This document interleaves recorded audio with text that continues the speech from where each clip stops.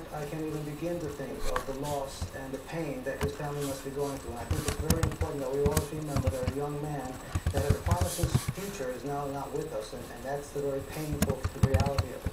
In terms of the City Commission's vote this evening, with no confidence in Chief Lee, I have stated that I believe we need to have an independent investigation, not only into just the shooting that took place, but also the actions of the Sanford Police Department. I've stated that I want to know, as the city manager, did the Sanford Police do things they shouldn't have done, or did they not do things that they should have done? That's the basis of the information that I would make a determination on moving forward with the Sanford Police Department. Do you think that those three commissioners who voted the vote of no confidence tonight cast the correct vote? I think they voted their conscience. Now, you participated in a meeting with the Justice Department in Washington about this case?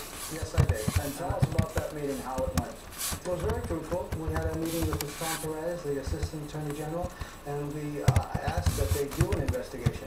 The Mayor Triplett, as well as Congresswoman Brown and I met last Friday, and one of the things that came out that meeting was a commitment to seek the Attorney General's involvement. We sent a letter to him, and we did get a meeting yesterday with his staff, and we were very encouraged by their agreement to come in and look. The City of Sanford is very welcoming to an open investigation. I think it's only fair to the citizens of Sanford, as well as to the rest of the country, that an outside independent review be done of this situation. Mr. Bonaparte, you issued a statement last week answering what you called frequently asked questions about the case. I want to read from that. You said in answer to the question, why was George Zimmerman not arrested the night of the shooting?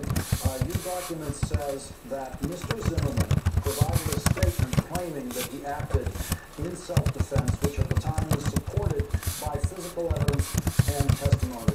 What physical evidence and what testimony supported his claim of self-defense? If I could make a correction, what I issued was a statement saying that there have been frequently asked questions about what's going on, and I asked the police chief to provide responses. So what you've read was written by the police chief, Chief Lee. I did not write it. I simply passed on the information that I thought it was important to get out to the public.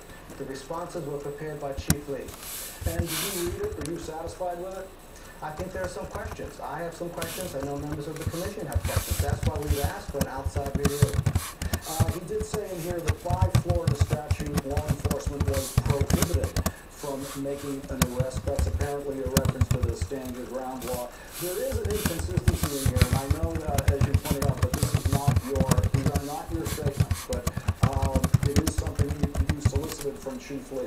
Chief Lee says that the department has not released any rendition of the events of the evening to anyone other than the Office of the State Attorney. In the very same document, Chief Lee says, Mr. Zimmerman's statement was that he had lost sight of Trayvon and was returning to his truck to meet the police officer when he says he was attacked. Now, that is a rendition of events. It exists in the very same document where Chief Lee maintains that they have not released a rendition of events. That is Zimmerman's specific rendition of those events. Does it trouble you that Chief Lee would give Zimmerman's version of the story and then in the same document claim that they're not giving any version of the story? I think you've raised one of the questions that we have. Certainly that information provided, we did, since that information provided did release the 911 tapes over the weekend.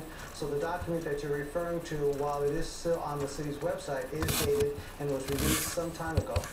I want to go to one more of these questions. And I recognize that it's not your document, it's Chief Lee, but you will decide whether Chief Lee stays employed in this city. And I just want to get the things that you might be concerned about in making that decision.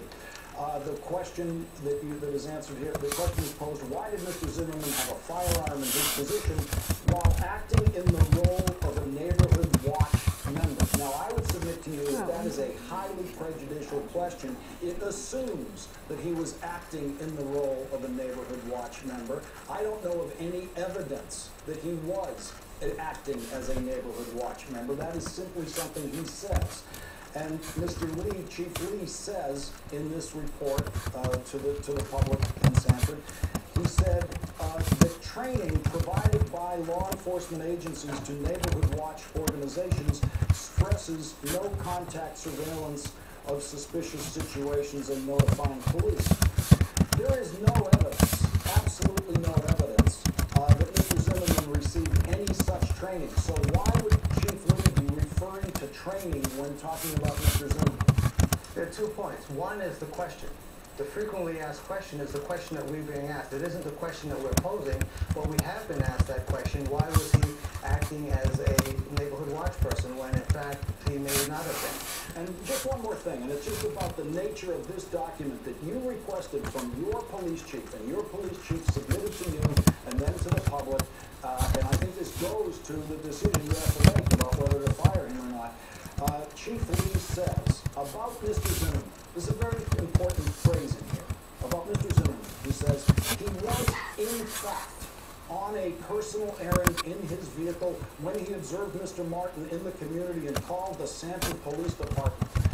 In fact, how does Chief Lee know that it is a fact that this guy was on a personal errand? How did he determine that that is a fact? And that, just to abbreviate this, that strikes me as a highly prejudicial finding without any basis of evidence or proof that the chief would then present to you as a fact. That's based upon the interview with Mr. Zimmerman. Now let's go to the question. Can you find it in any way,